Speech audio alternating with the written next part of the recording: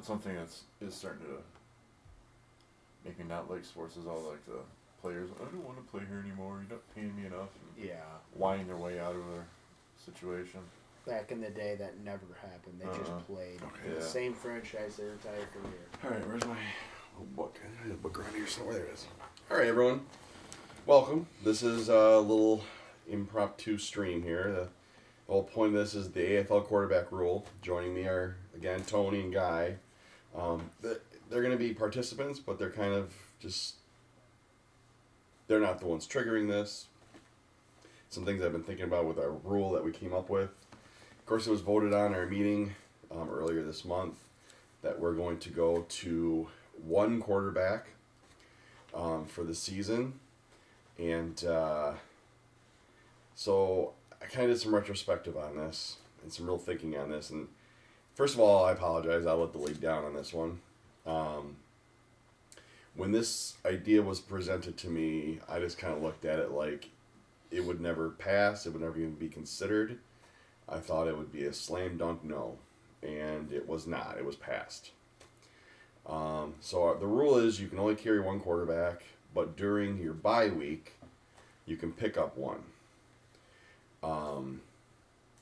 So I came up with, first of all, pros and cons to this rule, and also alternatives, what I should have done, or what we should have considered. So, what do you guys want to hear? You want to hear the pros or the cons first? Let's go with the pros. You want to hear the pros. We're going to hear the pros on this. So here's a pro to the one quarterback rule. Pro number one is there'll be more average to above average quarterbacks available for bye weeks. So if you have a team that, for example, let's say your quarterback situation was Aaron Rodgers and give me a really bad quarterback. Trevor Lawrence. Tiger Vailoa. There's got to be something worse than that. Sam Darnold. Let's say, no? Anyways, so let's say you had the number 1 ranked quarterback, but then you had the number 32 ranked quarterback. That's a better way to do this. So you have the number 1 quarterback and the number 32 quarterback are your two quarterbacks. So during your bye week, you're playing the worst quarterback in the league. Now, with the way it is, you're going to have probably the 17th ranked quarterback. So there's a pro. So you just upgraded for that 1 week. Another pro to this is there'll be... So if you keep a quarterback, you won't be able to draft a quarterback in the draft, which means that's that's more positional players you can look at. Receivers, running backs, tight ends, kickers, whatever. You don't have to think about even drafting a quarterback if you keep one. So there's the pros I came up with. The cons I came up with are this.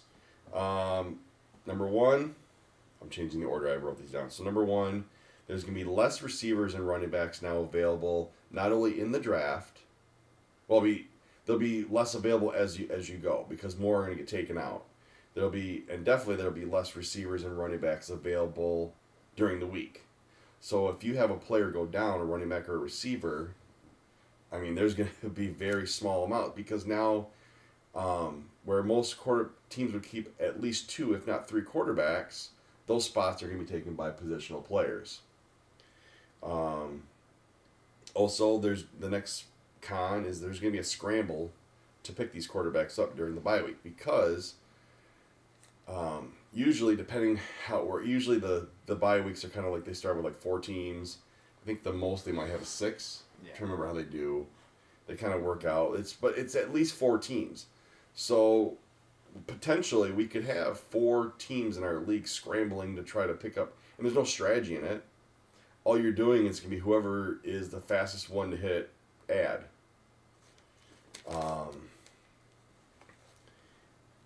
Let's see. You can't build or plan for the future. So, for example, I'll use myself in this category. I had Tom Brady, which I did trade away, but I had Tom Brady. And before this rule, I had no intention of trading him away. And I had Trevor Lawrence, who I used a first-round pick to acquire last year. So I was going to keep them both. So I have my quarterback for the now, and I have my quarterback for the future all lined up. And this blew that out the water. also another pro or another con is it's going to hurt teams with the average quarterback. And what I mean by that is, so obviously there's 16 quarterbacks that are going to be taken in our league. If you have the number 16 quarterback, you might have to drop him to pick up, whatever else. But what if, I never just thought of this now. So let's say it's during that bye week, you decide, you know what, my quarterback isn't panning out. So you go to pick him up. But then let's say 4 other quarterbacks are already taken. So you before, and like, for example, we had one team that had Kirk Cousins and Tannehill.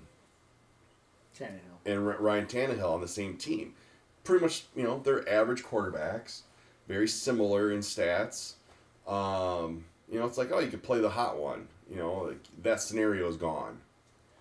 So in the same boat, you can't play matchups. So if, let's say you have 2 quarterbacks and your best quarterback, who's a top quarterback in the league, for example, or one of the top quarterbacks in the league, let's say they struggle specifically against one team. So now at this point, he's not going to drop Herbert because Herbert struggles against the Raiders. I can't remember if he does, just throwing as an example. No. But he's not going to drop Herbert just because he struggles against the Raiders. When does Herbert struggle? Play along. So now he's just got to kind of fight through it. It will hurt strategy in the terms of, for example, some teams say, well, I'm going to prioritize quarterback. So, for example, this guy right here, he had Burrow and Mahomes. He did trade one of them away, so he did get something in return. So did, like Kyle, for example. He got something in return for Russell Wilson. I got something in return for Brady. But these were situations that they prioritized to have a strength in their team, and it became something that got just blown up, like, instantly. And it does hurt our draft because, like I said earlier, you're going to have teams that, for example, where quarterback would have to get fit in. You had to kind of work around that. So right now, for example, let's say everyone but one team but 2 teams don't keep a quarterback. Well, literally, they don't have to draft. They don't have to even worry about drafting a quarterback till the last pick if they want, because no one else is going to be able to take one.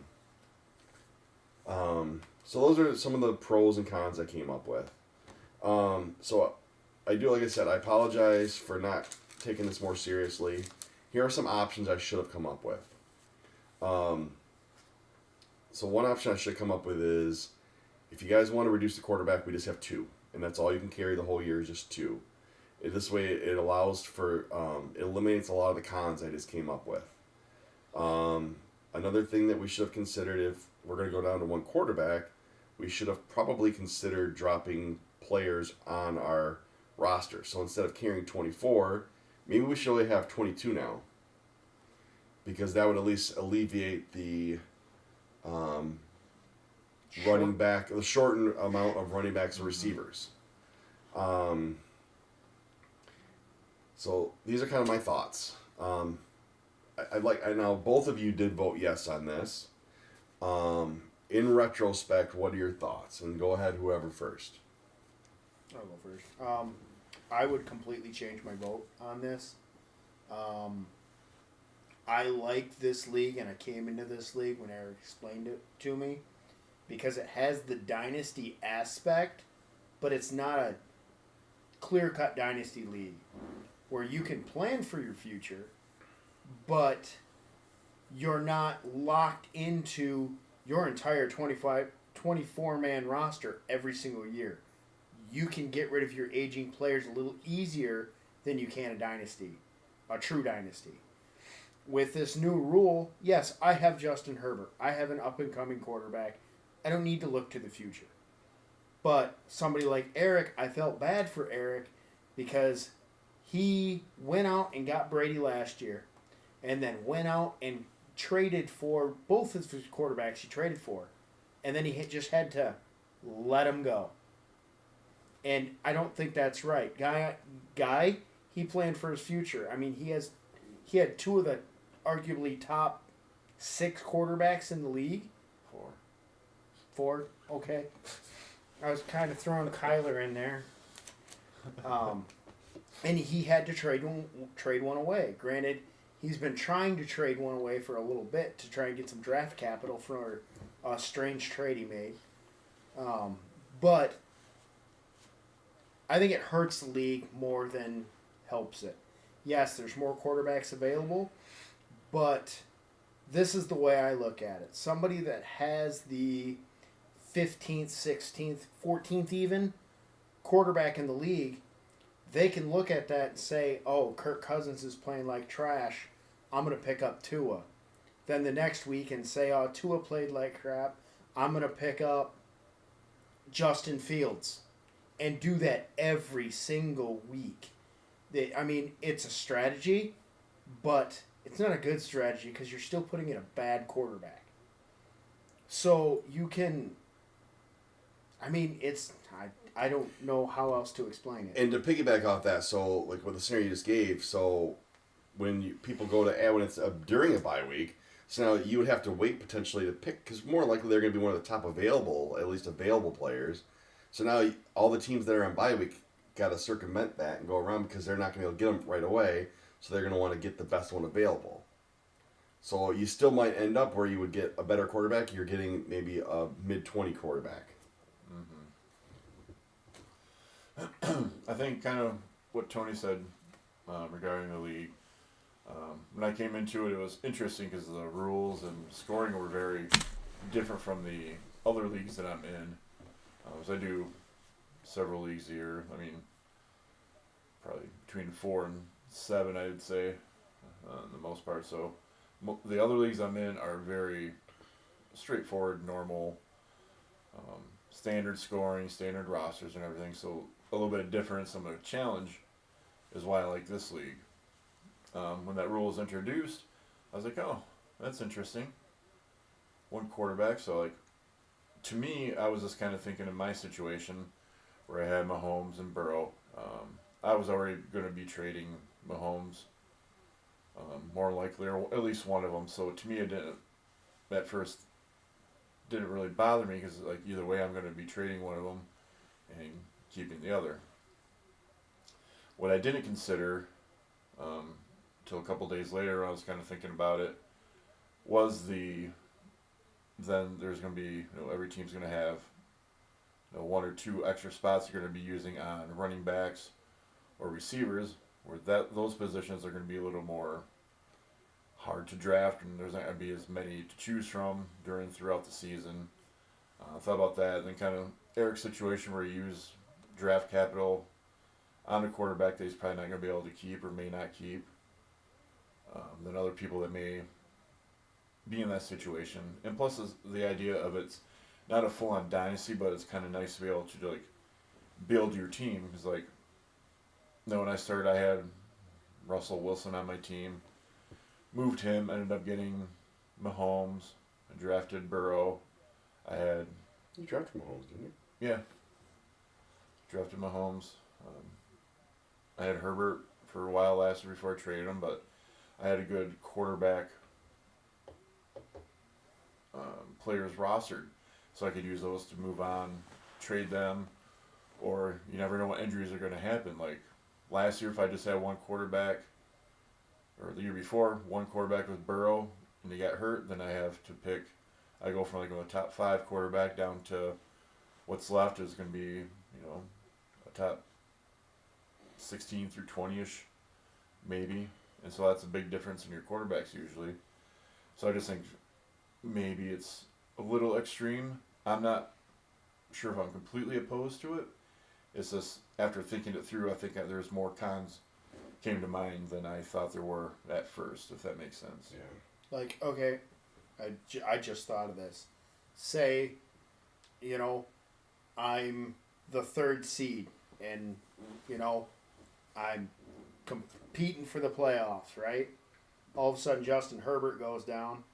Because it's on the bye week, all I got is Mitch Trubisky to pick up. He's the best available quarterback for me.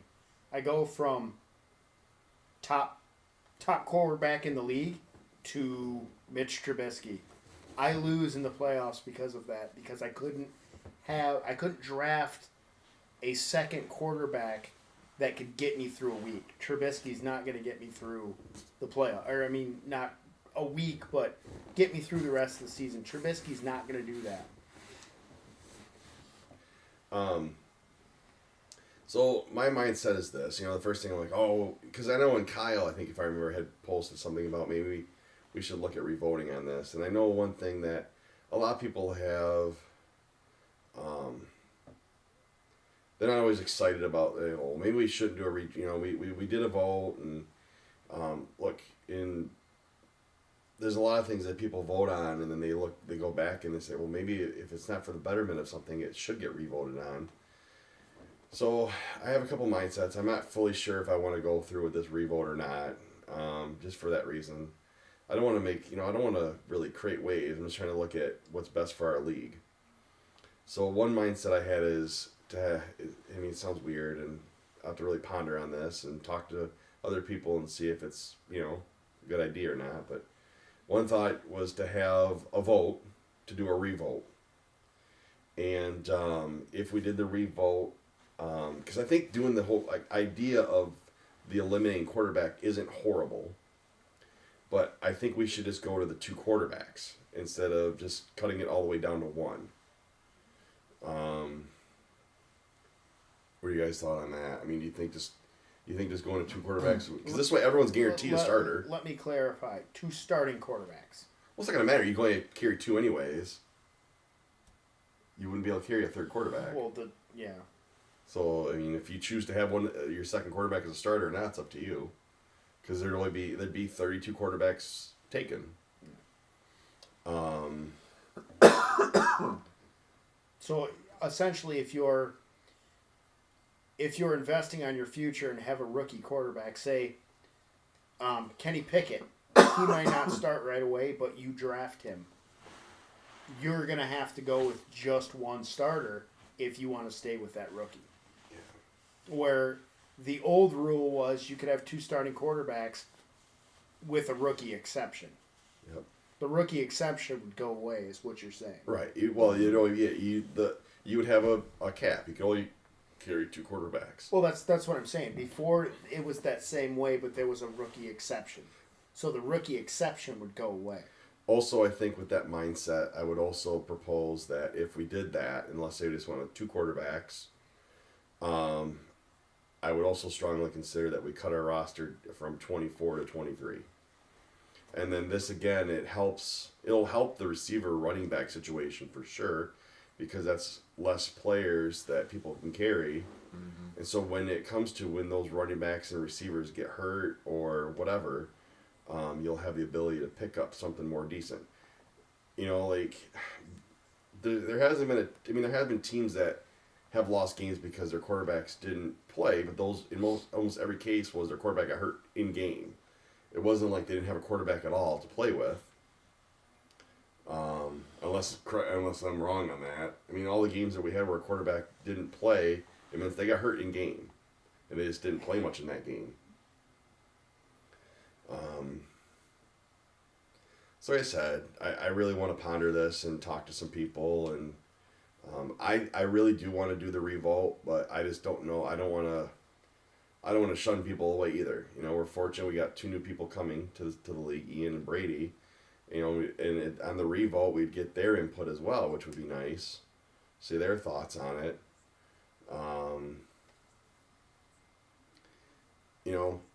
Like I said, I should have taken this idea under more consideration and with more seriousness. So for that, I do apologize. And anyone that voted yes on it, there's nothing. It's not trying to upset anyone about that either. Just we need to think of everyone, not just our situation. Yeah, I mean, maybe you do have like Justin Herbert. I mean, we got 14 game regular season. He's gonna play Justin Herbert 13 to the 14. And it's like,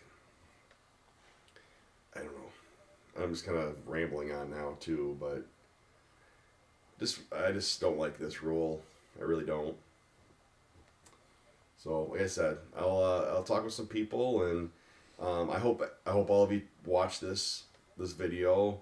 Feel free to text or call me or whatever. Give me your thoughts on it, and we'll go from there. Like I said, there's no in stone that I'm gonna say let's do a revote, but it is something that I would like to strongly consider doing. But to do a revote, I would actually have us do a vote to revote, if that makes sense. I just don't want to. Like, I mean, here's the thing: we had, because we lost, we only had 14 teams available for the meeting because we had lost 2 that day. So the vote, instead of normally you had to have 9, so you only had to have 8 to pass on that situation. And we had 8, you know, and he already said that he would consider changing his vote, and I have a feeling he would consider it to change your vote because you both voted yes on this. Mm-hmm. You know, and then also in fairness, I know there's, you know, like, some people made moves because of this rule, so they might not want to do the revote either. I like to think everyone that did make a move, myself included, in regards to trading away a quarterback, did get adequate compensation in your eyes. So, reach out to me, let me know your thoughts on this, and stay tuned. We'll have to get, if we do this revote, obviously I have to do it quickly, before, you know, because we have June 1st is when the keepers are due. You know, the last thing I want to do in this, though, is I don't want to see anyone leave our league because of this. Any other thoughts, guys?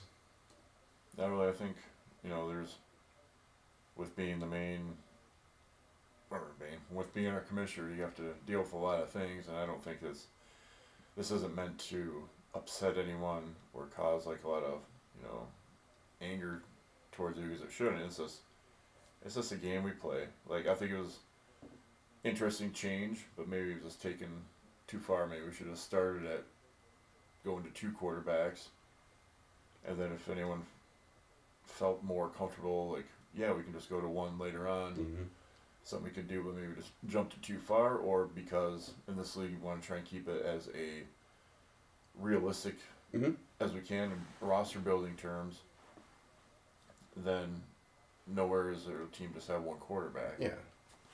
So that's kind of things came to mind after the vote. I wish maybe we should have put off the vote from that day. Plus, with the 2 new members, is it fair to them to not have a say in the vote? Mm-hmm. When they joined up, so they joined after the vote. Yeah.